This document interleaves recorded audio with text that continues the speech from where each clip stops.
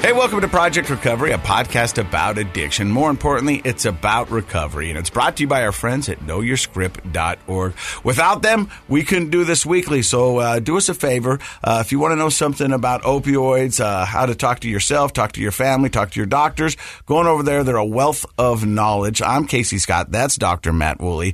The first part of the show is where we kind of just check in what's going on in our lives, what's going on in the world of recovery, and normally I bring something to the table. But to be honest with you today, I don't really have anything. Do you? Do I have anything to bring to the table? Yeah. As what I kind of prefaced it with. So one thing that's on my mind is stress of the holidays. Because I woke up this morning, and normally this doesn't happen to me, but I kind of pinged, I am not ready for Christmas. I haven't done any shopping, haven't done any of those things. Then you start thinking about like money and how much it's going to cost and all that dad worry stuff. And then as I was driving over here from the clinic today, I was thinking, well, you know what? That's a direct impact on people who have a substance abuse problem during the holidays, because that stress pops up, and what do you want to do? You want to get rid of that stress. And we go to what's always worked in the past until it didn't work, and that's usually substances. Yeah. Either alcohol or drugs or maybe both. Yeah, and I don't know if it's because it's cold and snowy today or if it's just the holidays coming up, but I was wondering about your situation. You know, you've got 3 years under your belt now, but you know, times of year, things like holidays, birthdays, stressful events, sometimes those are triggers. So how's that going? Because I know I don't mean to share your personal stuff. Yeah. Because you never do that.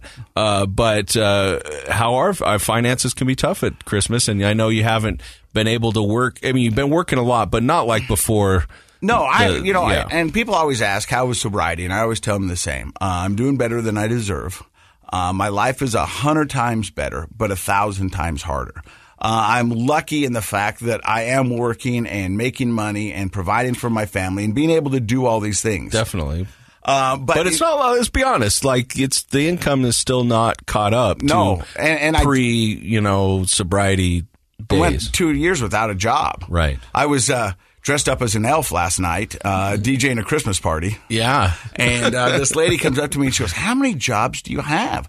I see you do the podcast. I know you work for Mountain View Title. I know you do a bunch of stuff for Mickey Couture. And then I just saw you at the Weber State basketball game. How many jobs do you have? Or do you ever sleep? And I go, ma'am, you got to remember, I didn't have a job. Fills up both hands. Yeah. You got to remember, I didn't have a job for 2 years. And so I'm very grateful and lucky that I have these opportunities.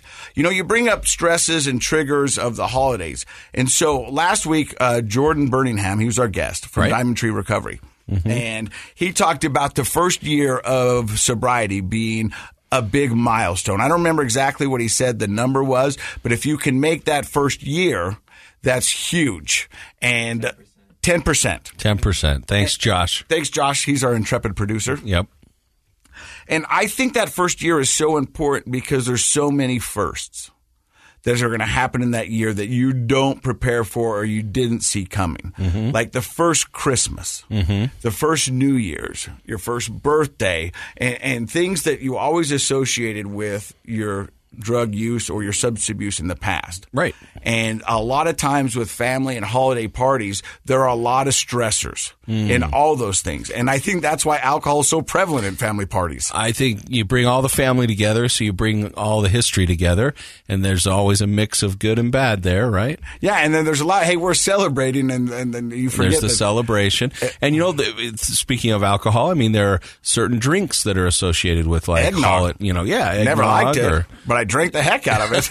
It's horrible. Spoken like a true alcoholic, right? But, I mean, that's something for people to plan for it. So I guess my thought was, how are you planning ahead for dealing with all of that this year? You know, luckily I've said this from day one, including yourself, KSL, Josh, my friends and family. I've had a good team on my side, and it takes us back to a guest that we had very on early into the podcast, Lizzie Dankers, and you know, she said that it takes a family, you know, and addiction is a family disease. So if your family is not aware of your disease and not willing to be a part of the solution, then you've got to figure out a way to get around that. And sometimes that's not attending the family party for your own wealth and your own need, and just going, hey, look, this is not going to be good for my recovery. Yeah. And so you've got to know your limits. How many people do you talk to whose families aren't supportive?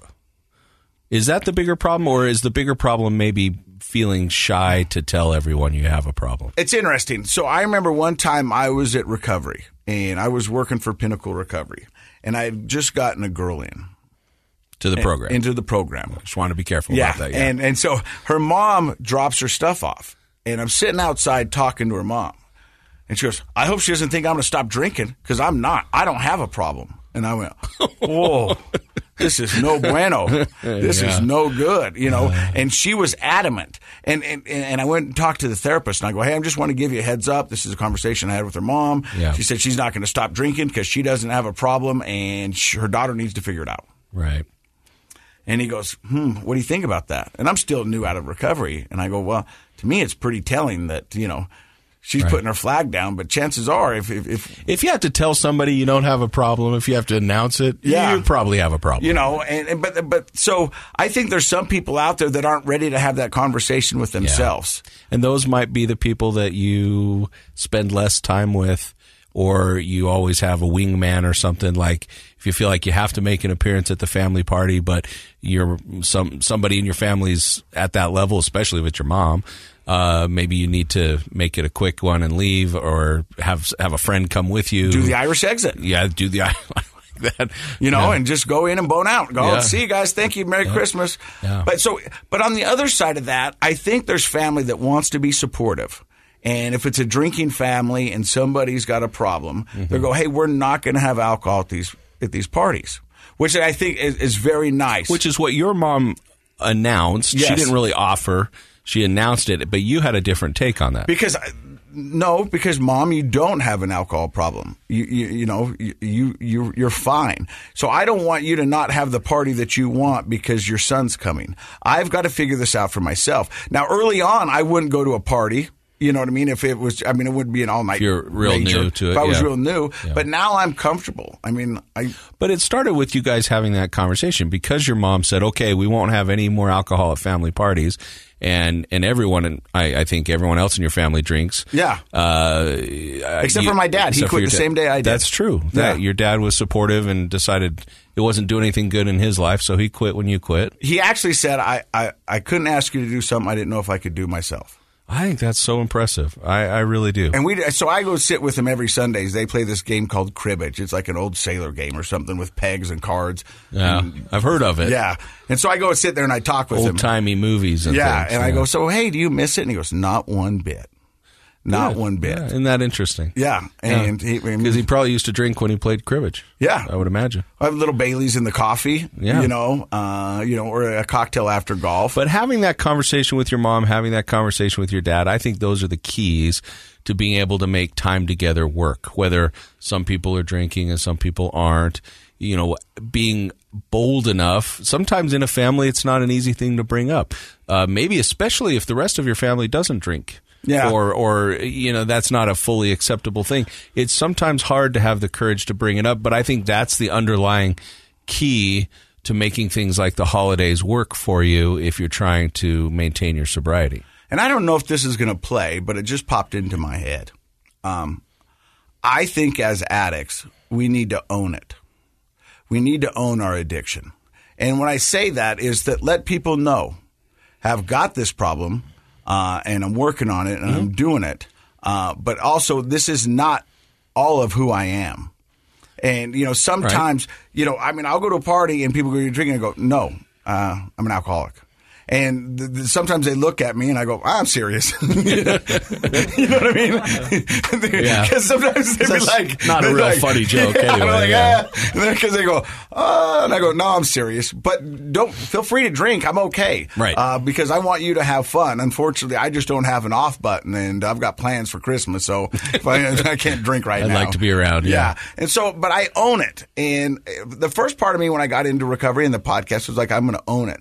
But now I 100% 100% own it. Last night I was DJing as an elf at a party. Right. And these girls were like, "Oh, what do you do?" And I don't know if they sounded like that, but in my head they did. And Sure, I bet they did. Well, I do a bunch of jobs, but I do a podcast. "Oh, cool. Can we be on your podcast?" And I go, "I don't think you want to be an alcoholic?" I don't think you want to be on my podcast. Yeah. But if you have a problem, I'd love for you to come on and share your story. And then, so these girls were probably 19 to 21. Uh-huh. And I told them about the podcast, and I told them about my story. I bet they could come on and talk about binge drinking. Probably. That's the age. Probably. Yeah. And I said, but I haven't had a drink in over 3 years, and we do this podcast to let people know that recovery is possible, and there's a lot of people doing some amazing things in this world. And it was crazy because they were taking selfies the whole time. They were all dressed up in all their dresses, and they had Jordans on, so it was just like and they go, "Oh, that's really cool, man." It was like a real moment, and then it was like, and then back to the selfies, right? Selfie, in the mirrors and stuff, and so I try to do this selfie of me in the group so I could post it on my Instagram, and the lady goes, "That didn't take a picture. You hit the wrong button." And I was like, "Oh man, I'm 47 wearing an elf costume, man. I'm old." Yeah, but it was cool. So I think to go back to that, I think we need to own our addiction. Yeah, sit in it. Because you own it, you have opportunities to talk to people about it, right? Yeah. If you kept that to yourself, you didn't have to bring that up last night, right? No, but I wouldn't feel like I was being authentic because you would have missed out on an opportunity to share something about recovery. Well, I left out a part. Okay. So this girl comes up and she goes, "Are you famous?" And I go, "No, I'm not famous." And she goes, "Well, the girl at the table says that you were on TV." And I said, "Well, I was once on TV." And she goes, "What did you do?" And I go, "I was a reporter." She goes, "How come you're not doing it anymore?" And I go, "Because I was an idiot, and turns out I'm an alcoholic." And that sucked the fun out of the room right there. Yeah. And I said, "But I do this podcast and all that other stuff." But I mean, if I could have just ignored it. But what was her response other than the tone drop? "I think that's cool. I think that's really cool what you're doing." So what's cool about that is for a young person to have a conversation like that, think about, you can be sober from substances. You can also be sober of mind, and to think about, he's famous and he had this big glamorous life. And then to have a real life conversation when you're a young person to realize, that might apply to, who knows if that'll pop back in her head someday. But as a therapist, when I talk to people, it's not uncommon for a person to say, something that somebody said to me once came back to me at a really important time and helped me make good decisions. And so it's important for a young person to realize, even if you have the dream job you wanted to have, even if you wanted to be on TV and do these things, it can all go away. Oh yeah, real fast because of poor decisions or addictions, the disease that you have. If you're not aware of it, if you don't manage yourself and pay attention to your predispositions and those sorts of things, it can all go away. And that's a pretty good message for a young person, whether it's drugs and alcohol or other behaviors. That's a good message for them to tuck away somewhere for the future. And I hope the other side of that message is, because of this podcast, we let people know that recovery is possible. And just because you slept on the streets or some of the things you thought you'd never do, you were doing, life is not over. It does get better, and recovery is possible. And there's many ways up Sober Mountain. Like, we're going to talk to our guest today, Jim Morgan, who's been sober 12 years. Jim, how old are you, man? I'm 65.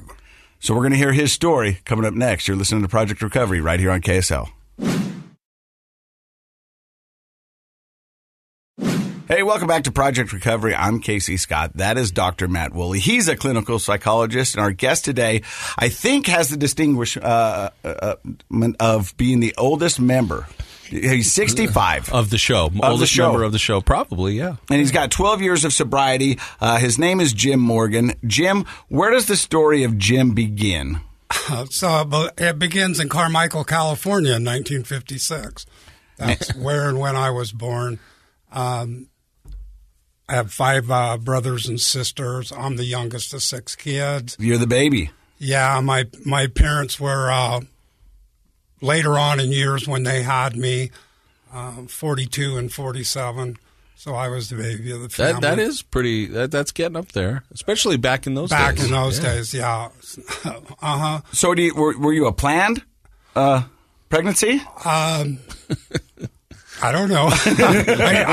I never ask them that question when I have the chance. Did the older siblings tease you about not being planned? That's probably the most important. Yeah, I've question. been teased about it. Yeah, I was going to say that's because you're the youngest. You always get all that. They're all jealous because I was the favorite. I hear that a lot. You were spoiled. Well, yeah, a little bit. I kind of think that by the time they got to me, my oldest brother is 24 years older than me, that they were just kind of worn done. out. Yeah, yeah. The youngest kid kind of runs amok typically. Yeah, in big sometimes families. I think I ask myself, who was keeping an eye on me?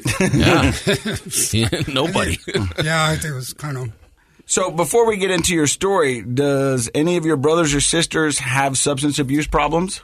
Yes. One of my older brothers, he passed away a few years ago from cirrhosis and cancer of the liver. And I have a sister that's been in recovery. She's kind of in and out of recovery. I think she's doing pretty well right now. She's a couple years older than me. And we see that, runs in families often. Do you know anything about previous generations of your family? I don't know a lot on my dad's side. Did they keep records way back then? Pardon? Yeah. They got burned in the Civil War. So, and my mom's family are pioneer stock. And so there's probably alcoholism there, but you wouldn't know because they never took a drink. Oh, the Mormon pioneers, yeah. Right. Yep. So not a lot on that side. And because I'm so late in the generations, I didn't know those people. They were all my grandparents passed away long before I was ever born. So I'm not real familiar with the family medical history. It's hard to know more than a generation or two beyond, but, it's interesting how addictions, at least the predisposition can run in families. So. Jim, do you remember the first time you tried alcohol? Yeah, very vividly. I grew up in California until I was about 10 years old, and it was getting a little big down there. So my parents thought, we're going to move to Utah, be a better environment for the kids and stuff. But when I left California, had no interest in girls. The biggest thing in my life is it was going to be my first year in Little League baseball. I moved here, and they're smoking cigarettes and making out, and that's pretty young for making out. I thought so. Well, of course, it was Ogden you moved to, right? Pardon? Was it Ogden you moved to? Yes, Ogden. Yeah, so all bets are off in O-Town. Whoa, biggity O. That neighborhood was just a little weird microcosm. Most of us that grew up there that are still alive are in recovery. Oh, okay. Yeah. And so somebody would swipe a beer and everybody would pass around and take some drinks. But I hated the taste of it, and I wouldn't even swallow it. I just pretend like I was participating. And then the first time I ever actually drank alcohol to get the effect of it, I was 12 years old. I just started junior high school. And I went to a house party at a friend's house. And it was different than any of the parties I've been to before. There were no blindfolds spinning you around, none of that. There was boys and there was girls there. And they were playing music and they were dancing. And then some of them would be off in the corners. Making out, yeah. And the making out part looked really good to me. The dancing part, not so much. I was never a dancer. I'm with you on that. I'm not a dancer. This guy can dance, though, right here. I love to dance. I'll tell you guys right now, if you ever see me dancing, get me into detox immediately. Something's going on. Jim's dancing. He's back drinking. Yeah, it's a red bad flag. sign. Yeah. But let me ask you this. Did drinking kind of take away your fears of dancing? Absolutely. Because it looked like you had to dance first before you could make out. Okay. And but I was just too terrified of that. And then the friend that lived there, jimmied the lock on his dad's liquor cabinet and brought a bottle of scotch out, and some guys started passing that around. And I noticed these girls really gave that a lot of attention, like they thought that was really cool. And I knew how alcohol tasted, but if it was that taste or dance, I'll drink. And I did, and it was the first time I ever got enough of it in me to have that effect that I had. And I loved it. I wasn't afraid to dance anymore. Everything. I mean, it was like, this is the greatest night of my life. You know, we have heard that multiple times on the podcast where it was either the first pill, the first drink. They said, this is the greatest night of my life. It was a changer, game changer. For a minute. It's amazing what we'll do to get girls. Oh, yeah. Basically what you're telling me is I didn't really like the taste of alcohol. I definitely don't want to dance. But if I do those things, I might get a girl. So it was, end up in a corner. Yeah. My entire dating career was modeled off that night. So that kind of happened. Were you a shy kid? Like, did you feel kind of shy and awkward? Yes. And so that makes talking to girls almost impossible, right? Especially when you're that age. Absolutely. Like I said, my entire dating life, I was a person that I would be in a dance club because that's where everybody hangs out and that's where all the girls are. But terrified to ask anybody to dance, not only because I'm a terrible dancer, but that possible rejection. If somebody were to say no, then I'm going to have to kill myself now. Feel very, very embarrassed and awkward. Too risky. Yeah. Horrible fear of rejection. So you said you modeled your whole dating career after that recipe: alcohol, dance, girls. Yes, that's the only way I get up enough nerve to talk to somebody I didn't know. And so after your first experience at the age of 12, was alcohol pretty common in your life then? It was fairly frequent. When you're in junior high school, you don't have a big budget to work with, so I didn't drink that often. But pretty much whenever I could, I did, with kind of the same results. I always overshoot the mark. Yeah, they overshoot your coverage, you know what I mean? Yeah. Because at that point, you're just a bumbling idiot. Yes. Yeah. No, I speak from experience. I know. Yeah. And so after junior high, you move into high school. Did you always feel like you were out of control and overshooting your mark, or did you kind of tame it in? I cut back on it a lot. I like to play sports, and when I was playing sports, I didn't do that stuff. I've always kind of been the proverbial chameleon, and I'll try to fit in with whoever I'm hanging out with. So when I was playing sports, that's not what those people were doing, so I wouldn't drink very often.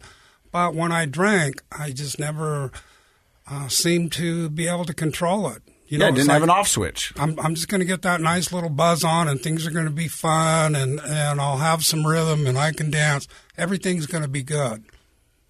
Isn't that crazy how many times? Because I know so many times when I'd go out drinking, I would have that same kind of inner dialogue with myself. It's like, hey, we're not going to drink too much. We're just going to have a couple. Everything's going to be good.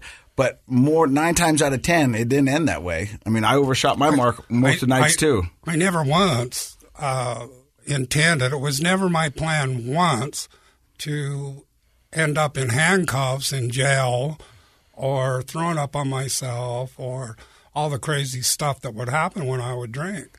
Never once was that the plan. And every time I'd tell myself, okay, we're going to stick to the plan this time. Everything's going to be great. I'll bet you there are plenty of people listening that are feeling self-conscious right now because they have that same dialogue as well. And I think that's extremely common, where you say to yourself, oh, I'm just going to have a little buzz, enjoy myself, not going to let it go too far tonight, and then you just can't stop. There's no off switch, like you said. And if you're listening to the show, that might be, and you're not in, working with somebody to get some help, and you're having that same internal dialogue with the same results, that's a pretty good indication that you need some help. So during high school, you had a pretty normal high school experience? Yeah, I loved high school. It was great. I never wanted to graduate. I knew people would expect me to do grown-up things when I graduated from high school.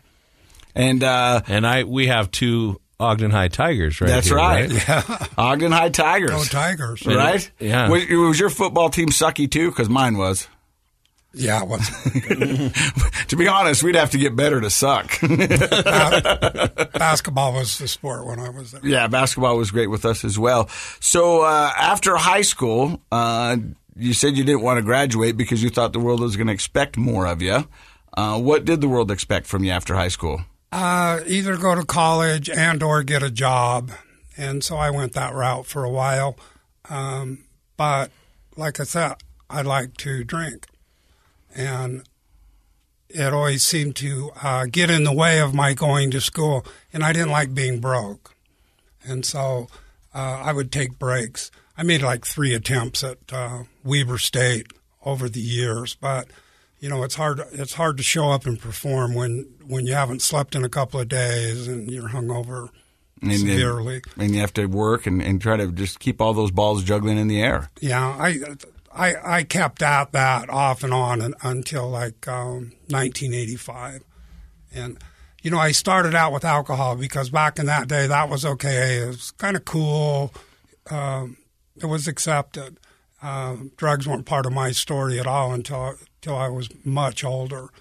And eventually they became part of my story. And then manageability just got off the charts. And so I moved to Nevada in 1985, thinking that getting away from here would be the answer to that, and law enforcement. I'd worn out my welcome with law enforcement around. So in your addict brain, you go, I'm going to move to the place where they never stop and they party 24/7. Yeah, when I look back, it's like, you know, it seemed like a good idea at the time. I've had those ideas. Yeah. Looking back, it was like probably not a good plan, and it wasn't. And so you moved to, where'd you move to in Nevada? Just Wendover. Oh, okay. Yeah, so I could come over here on my days off, you know, and then limp home. Okay. And so how long did you spend in Wendover, Nevada? Well, I went out to work for the summer in 85, and I finally came back in 2006. So it was my summer job that lasted 21 years, off and on. I was fired a couple of times for poor work performance. At any point, did you fall in love, have a family, get married, any of that stuff? Funny you should ask. Yes. I got married when I was 36 years old, but I stopped doing drugs in 85 when I moved to Wendover and thought, I'm just going to drink and I'll be okay. And I wasn't. And I picked up a DUI and some other stuff. And then I can't even tell you why, but along about 1991, I decided I'd give some drugs a try again. Now, what kind of drugs are we talking? We're talking about cocaine. I liked cocaine. That was your deal? I deal? liked to go fast. I could drink more when I would do it. And back then, you know, late 70s, early 80s, it was kind of chic almost. You know, if you were hanging out and you weren't doing that stuff, you weren't one of the cool people. It was kind of a status. I mean, it was. It was. So, and I got out of that because it was causing me so many problems. Started messing around with it again, early 90s, and I met my future first ex-wife, and we were birds of a feather, and it. So she partied like you partied. Oh yeah, she could stay with me, no problem, and it was a bad match, and it ended up with some serious legal problems, and we got married, and she got pregnant with my youngest daughter, and we were married for about 5 years. Wasn't a very healthy marriage, but I managed to stay sober for the most part over that time. I only drank a couple of times. I was really busy with work and this marriage and raising my youngest daughter and stuff, and was sober for a while. And then the marriage fell apart, and I immediately went back to what I knew, you know. Can I ask you something? When you said you were sober for the most part, recalling those years, do you feel like they were good years? I mean, did you enjoy your life at that time, or did you feel like you were missing out on something? No, I didn't. I enjoyed it. I had a very challenging job at the time, and I loved that. Looking back, it's kind of like, though, I kind of just switched one addiction for another, and that was what caused some of the problems in the marriage. Is I'm working 16 hours a day, and when I'm not there, I have a pager on all the time. You know, I'm on call all the time, and that's what I focused on. and I dove into that. And that's a common occurrence, addiction switching, going from one addictive behavior to another. And it's especially when you're a younger person and you have a family to take care of, it's hard to argue that that's a bad thing in those moments, because you're like, well, look, I have an important job, I'm working hard, I'm earning money for my family. But the reality is the job was probably running you a little bit more than you were running the job if it is a switch in addiction, just like an addiction runs our lives more than we are in control. I think it distracted me from the drug and alcohol addiction. When I look at it, I think of it as I'm trying to outrun my alcoholism, but it's kind of like the slasher movie. Yeah. You run and you turn around and it's still coming at that steady pace, and eventually you trip and fall down and it's got you. So absolutely, that was always my answer to the problem, was to try to outrun it, distract myself with something else. Well, we'll see how long he was distracted. Stick around. You're listening to Project Recovery and listening to Jim Morgan right here on KSL. Hey, welcome back to Project Recovery. I'm Casey Scott. That's Dr. Matt Woolley. Our guest today is Jim Morgan. He was talking about his early career in partying. He'd been married, moved to Wendover, Nevada. That was your first recovery program, right? Moving to Wendover. Yes. That's pretty funny. But and I don't want to be a nosy neighbor or a bad host, but I want to ask you a little bit about your legal problems. Because you kind of got a little tense when you were talking about them. Is that kind of a sore subject for you? No, not really. It was for a long time, but it's not today. It's stuff that I did. It's not who I am today. I don't. I'm not uncomfortable sharing that if I think it can help somebody. I had a lot of legal issues over the years. DUIs. Barroom type stuff, just fights, stupid stuff. Yeah, well, it sounds like you were pretty well known in Ogden with the legal community. Yeah, you could say that. So tell us a little bit about that. Those legal experiences. I was subpoenaed into the grand jury in Weber County 3 times. They're investigating drug sales, that kind of stuff. Everybody was given immunity, so on. It was all over. Nobody went to jail. And that's the reason I thought, I'm going to move to Wendover and let these guys forget about me for a while and make some money, and everything would be great. And but I started back in the early 90s, like I said, and I got involved with cocaine again. And this girl's in my life, and she's a part of that as well. And it's making me so unmanageable. I can't show up and perform at work anymore. So my boss sat me down and he said, you got a couple options here. I can't cover for you anymore. You can either resign, and when you can get it together, if you can get it together, come back and I'll be happy to have you back, or I can fire you and you will never come back. So I resigned, withdrew my 401k early, moved back to Ogden, and decided that I was just going to sell drugs. Another one of Jim's plans. Right. But you probably were feeling kind of desperate at that point. Again, it seemed like a good plan at the time. Yeah, I did. And I couldn't see past the end of my straw, And so it's not working out very well. And no matter how hard I try, my 401k is dwindling quickly. And so I decided I was going to take a road trip to California, and I knew some people in California, and I was going to make this big deal, and I was going to come back here and live happily ever after. And along the way, there was an incident in South Lake Tahoe, California. It kind of started out as a road rage thing. And I'd been up like 7.5 days. And I wasn't in a very good state of mind. I was in a really bad mood. And this road rage thing just kind of exploded. And the California Highway Patrol happened to be coming along, and they got involved in it. And when they searched the car, they found a lot of things in the car that you would not want to claim ownership of. Drugs, firearms, that kind of stuff. And so I was in some very serious trouble. I was looking like 10 years in the California State Prison.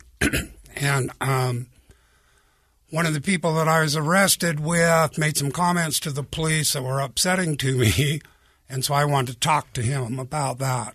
And we were booked into the jail, and we were in separate areas of the jail. And somebody told me, there's a 12-step meeting in here tonight. If you send message to the other pod and have him come to that meeting, then you can talk to him. And so I did, but he never showed up at that meeting. But all I remembered about that meeting is I heard people talking about God in that meeting. And so my mind just snapped closed because I'd given up on anything like that a long time before that. What year was this? This was 1993, 16 years before my second 12-step meeting. So anyway, I got off with like 100 and some days in jail. They released me, and I went and celebrated for like a month. Then I went back to work, and for the next 5 years, I was basically sober. I only drank a couple of times. But both times I drank, I overshot the mark. And then when I got divorced, I immediately went back to alcohol, and then very quickly back to cocaine. And they weren't working out for me very well. I needed something that could make me feel the way I wanted to feel and still show up and not have everybody know that I'm messed up. And so I thought, I have friends that take painkillers, and they seem pretty chill. So I thought I'd try some painkillers, and a friend told me about them. So how old were you when you tried painkillers for the first time? The first time that I tried them, that I liked them, I was 45. And when you took them, did it kind of suppress the appetite for the cocaine and the alcohol? Did you feel like it was taking its place and doing what you intended it for at first? It did. When I did those, I had no interest in drinking, or I didn't want to do anything that interfered with that feeling. So it was pretty much just that and some other prescription medications, benzodiazepines, muscle relaxers. But it allowed you to do your job and kind of show up and to a point, and until it didn't. I could never get enough of them. I went to a pain management doctor and lied to him to get him to prescribe them to me, and he prescribed me a huge amount of them, but it was still never enough. I'd be out of them in a week. And so I knew people, and they'd say, well, I know something that will keep you from being sick.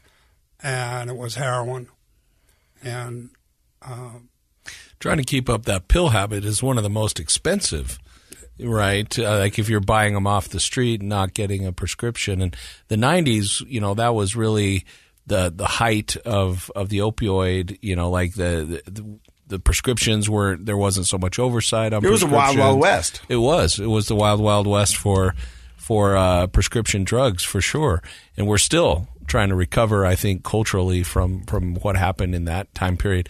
But like you said, even a large quantity, a big prescription wasn't enough. And then if you go to the streets, they're very, very expensive. So one of the most common things, of course, we see it on the show a lot. And I actually was talking to a lady, a mom in the clinic this morning who was talking about her brother who has basically lost it all because he is now on heroin is his addiction of choice, but he was a person that came to it through pills. And so sounds like your friends suggested, hey, we'll keep you from getting sick on the withdrawal from your pills by switching you to heroin. And heroin has a particular reputation. So at this point in your life, you'd heard about heroin and what people who took heroin were like. Were you hesitant to try the heroin at all?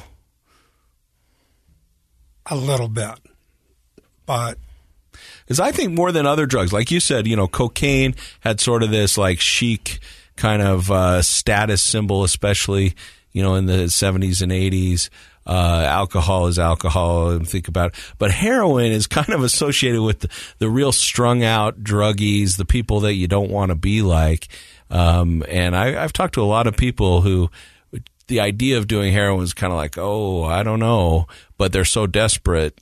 Absolutely. It was a line that I told myself I would never cross. Crossed every line I ever put down there.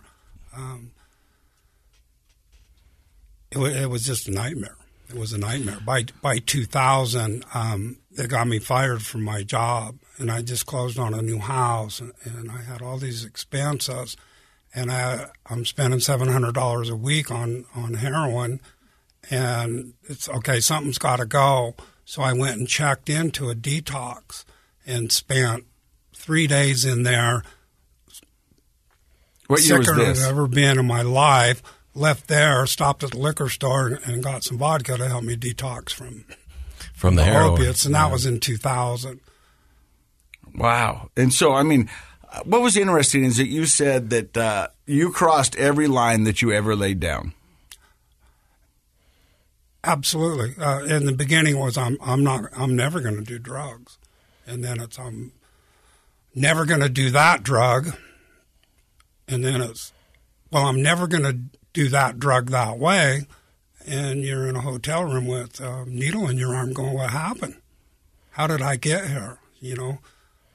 Once I started crossing lines, the rest of them just kind of faded away. And can I mean, this may be, I don't know, a strange question, but when a person does that, and of course, addictions do exactly what you're describing to most people, you set a line or a limit for yourself and then you cross it. Did that change how you felt about yourself as a person? Absolutely. Absolutely. And it just fueled the need for the drugs. Yeah, because, we set standards for ourselves. Everybody does, whether we formally do it or informally. And when we don't live up to those standards, it's a self-esteem hit. It really tears you down a bit. And to like you said, to get to a point where you end up in a hotel room with a needle in your arm, that must have also been a real low point for how you felt about yourself as a person. Absolutely, and I so relate to that because, earlier, we're talking about being 12 years old and shy. What that really is self-esteem. Yeah. And I've always had problems with self-esteem, always. So being divorced, having your wife leave you, that's a self-esteem hit. Throwing kids in the mix. Probably the worst single self-esteem hit I've ever had. And exactly that shame and that guilt about what I'm doing. And I'm trying to hide it from everybody because I don't want anybody to know because what would they think of me? And it just makes it worse. And those secrets just keeping me sick. It's interesting how we get older, but some of those internal struggles that we've had since we were kids remain. Yeah. And I think that's another reason, just like I think I agree with what Casey said earlier, in order to get over your addiction, you need to own it, you need to talk about it, you need to be outspoken about it. The same goes for other mental health issues, our anxieties, our depressions, feelings of low self-worth, fears. If we don't talk about those things, we hold them inside because we don't, we're especially guys, we don't want to tell anybody I feel afraid or I feel scared or, everybody else can dance. I remember feeling the same way.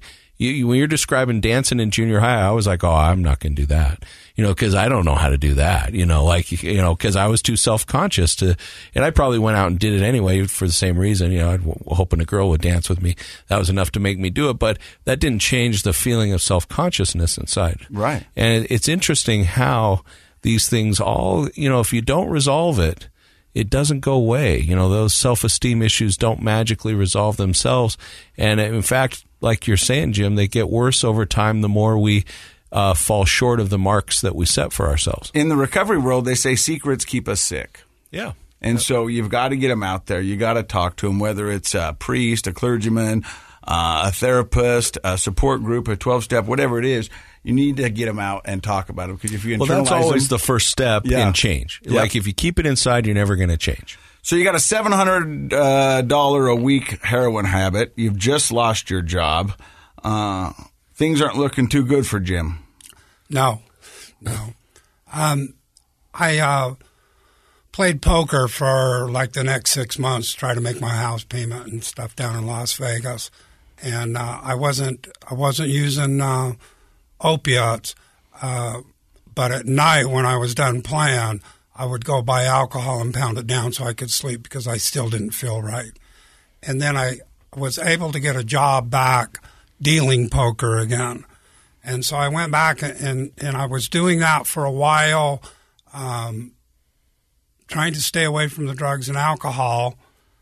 And I can't tell you exactly when or why, but it was about 2003. A friend of mine said she had a prescription for some Lortabs that she didn't want. Did I know anybody that might want to buy them? And I had some money in my pocket, and I said, I'll buy them. And without even really thinking about the danger in that, started with 60 Lortabs, and that was it until 2009. The next 6 years, I basically didn't draw a clean, sober breath the next 6 years. So was it a combination of pills, heroin, or did you end up going straight back to heroin? Pills. But again, that was my preference. I liked OxyContin, but I couldn't stay supplied with it enough. So I would go through my prescriptions. I would get heroin, Suboxone, methadone off the street, whatever I could get to try not to be sick until I could do that again. Or whatever I could afford, I would buy an OxyContin off the street. So you said 2009 is when it ended. We're going to find out how it ended coming up in just a few seconds. You're listening to Project Recovery right here on KSL. Welcome back to Project Recovery. I'm Casey Scott. That's Dr. Matt Woolley. Our guest today is Jim Morgan. 2009 comes. What happens? Well, in 2006, I'd lost my job again, and I decided to move back to Ogden. I was done with Nevada, and I'm still using on a daily basis. And I've just gotten to this point where, some people call it rock bottom. I call it the jumping off place. This is a place where I can't live like this anymore, and I can't stop. And so the only way I can see out of this is death. And I'd felt that way a lot of times over the years, and the idea of being dead wasn't objectionable to me, but the actual act of getting there was.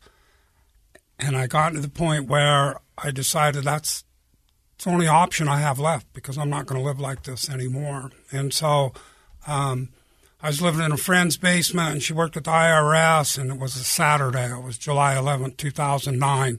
And I knew on Monday morning she was going to leave like she always does to go to work, and I would have the garage to myself all day.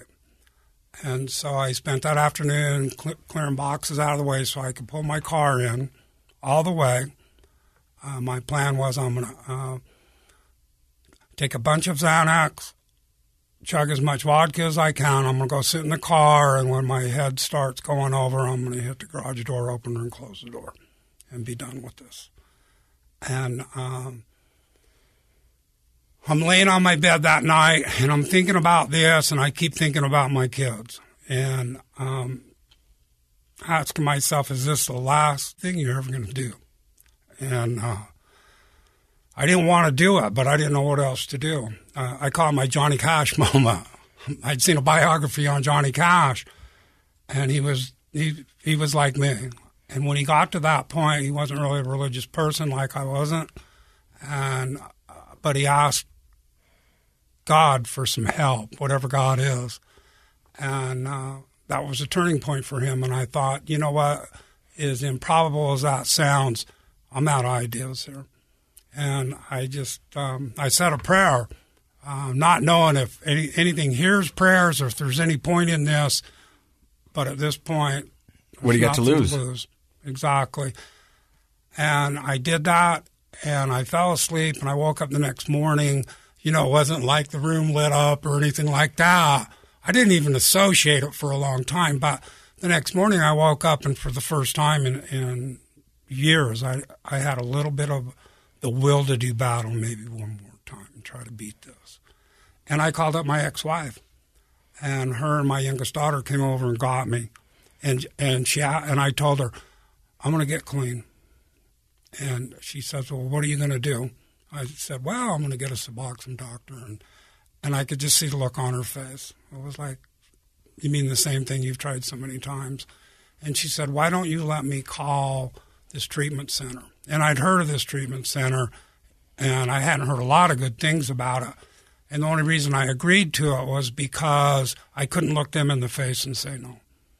And so she called them and set me up an interview for the next day. And it was at Ogden Regional Hospital. And I went in for the interview, and I didn't want to get honest with the guy, act like I didn't be honest about the problem I had until he said, well, I'm not really sure why you're here. And I knew I have to get honest. And for the first time I did with somebody else. And so they had a bed for me in detox, and I went into detox, and I was in there for 3 days. And I really hadn't yet decided that I was willing to commit to a 28-day inpatient. 28 days seemed a little excessive to me. But I knew in my heart if I didn't take this serious and I didn't do what they were telling me to do, I was going to die. And so I agreed to do that. I didn't know it was going to be based on 12-step, or I would have never gone because of that experience I'd had 16 years earlier.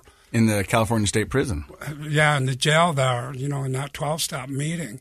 But I got in there, and, for the first time in my life, I decided I need to be open-minded on things. And people are telling me, well, just try this and see what happens. And I did. And I started to see that it was benefiting me. It was helping me. And so I stuck with it. And I did the 28 days, and I committed to doing 2 years of an aftercare program once a week for 2 years. And they told me, you should do this. You should go to meetings. You should get a sponsor to help you, that kind of stuff. So I did all that stuff. About 6 months sober, I got clear to go in the Weber County Jail, and I started taking meetings in there and hospitals and institutions. And I went to every meeting on the schedule I could find, and I would go to like 15 meetings a week. And and it worked really good for me. I'm not saying that it will work good for everybody, but it did for me. One of the great things is I got to meet all these amazing people in recovery that I would have never known if I hadn't shown up there.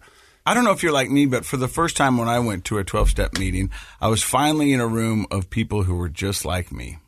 And I didn't feel so alone in my addiction.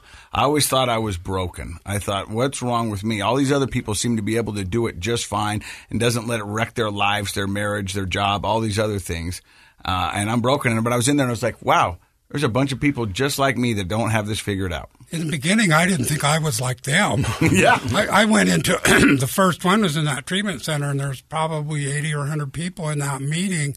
And I sat with my head down trying to hide because I didn't want anybody in there to think I had a problem. Well, I think that's a mental shift. You in the beginning, before you're ready to change, that is the attitude. You're like, well, I don't belong here with these people. I'm not like them. I don't have this problem. And then later, once you've made the shift and you're ready to change, you're owned it, you need to be honest, you realize, I am just like these people. And that's a supportive environment. It's no longer a negative. But my ego continually tries to tell me I'm different than other people. Tries to separate me from people. That's the addict brain. I walk in to meet my treatment group, and I immediately looked at them all and decided I don't belong here with these losers. Well, Freud would agree with you. That's what the ego tells us. We're better than these other people. Yeah. Right. Yep. But I knew I needed to stay. So you're hitting 15 meetings a week. For a long time. Yeah, I did. And I got involved with, like I said, taking meetings in some service positions and some commitments at some treatment centers. And so you're starting to give back, not just attend the meetings, but do other things. Because, the meetings worked just fine for me for several months. Then all of a sudden they weren't working so much. They were kind of working against me. And thankfully for me, a friend of mine who'd been in recovery a long time told me, well, maybe you need to start giving something back. And so I did. And so what you have found, and we talk about it on the podcast all the time, the opposite of addiction is not abstinence. The opposite of addiction is connection. And you found some people to connect with. Absolutely. I like to, at my age, there's not a lot of physical activities I engage in anymore, but I love to play golf. I like to hike. Most of the people that I associate with today are in recovery. Not because I'm afraid to hang out with people that aren't. It's just we have so much in common.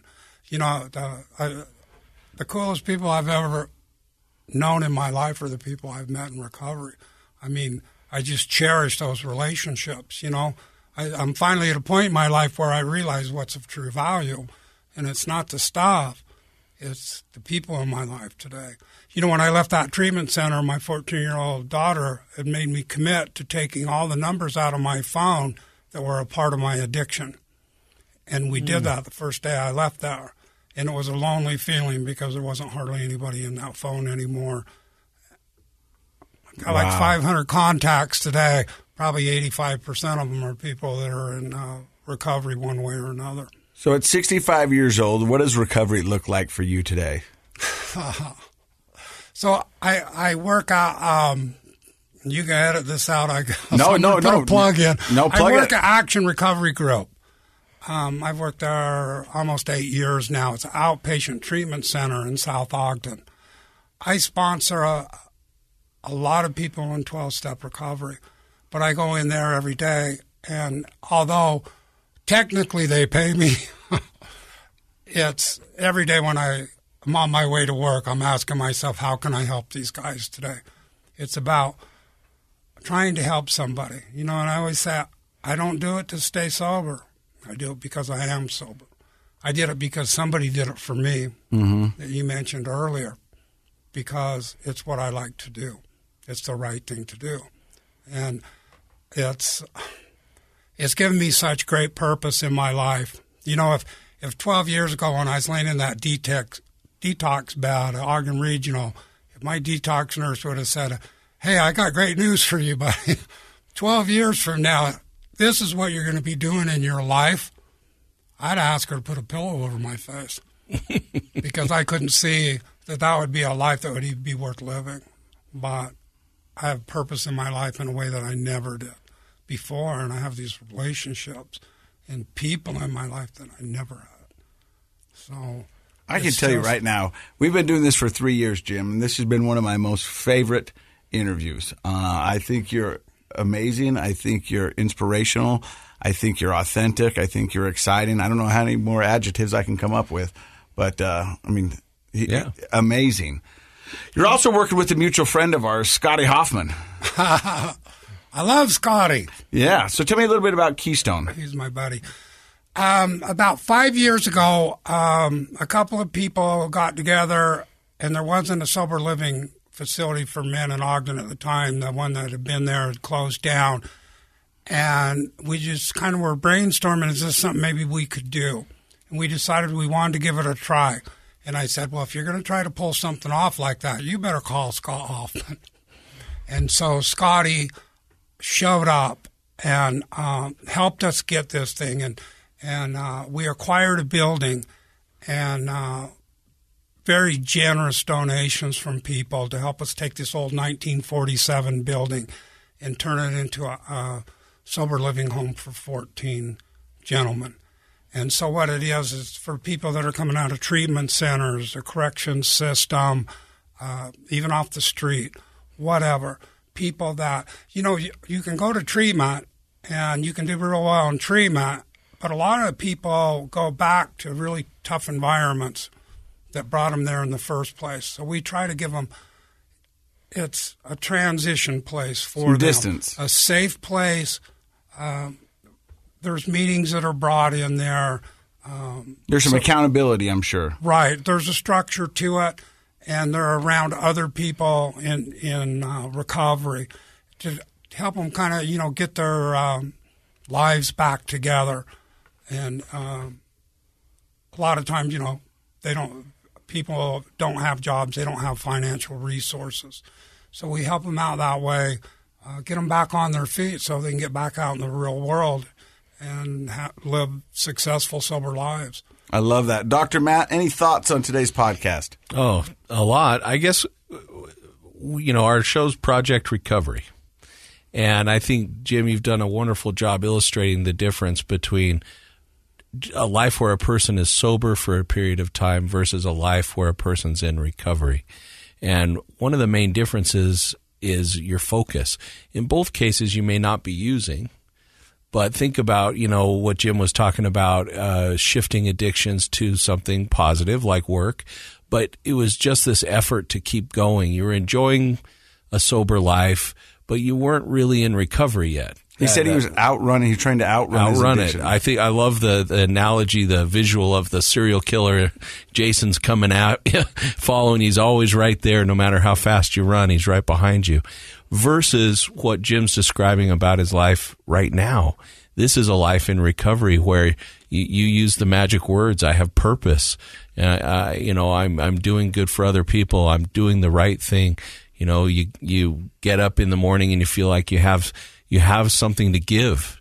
The self-esteem is there because if you feel like I have something to give, well, that's confidence that you have value and worth. And to me, that's why just sobriety by itself versus a life in recovery are like night and day.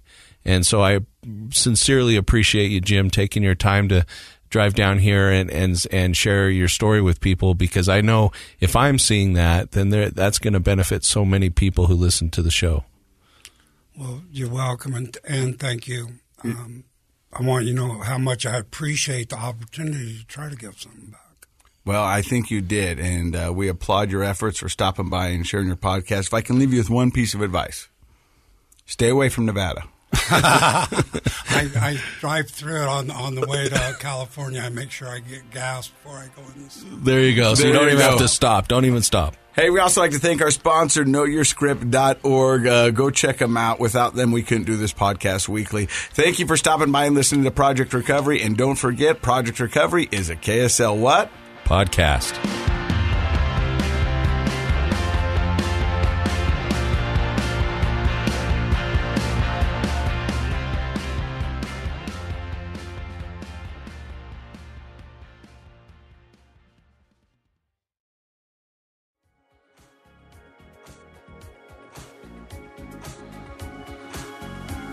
The contents of this program are for informational purposes only. The program is not intended to be a substitute for professional medical advice, diagnosis, or treatment. Always seek the advice of your physician, licensed therapist, or other qualified health provider with any questions you may have regarding a medical condition. Never disregard professional medical advice or delay in seeking it because of something you've heard on this program.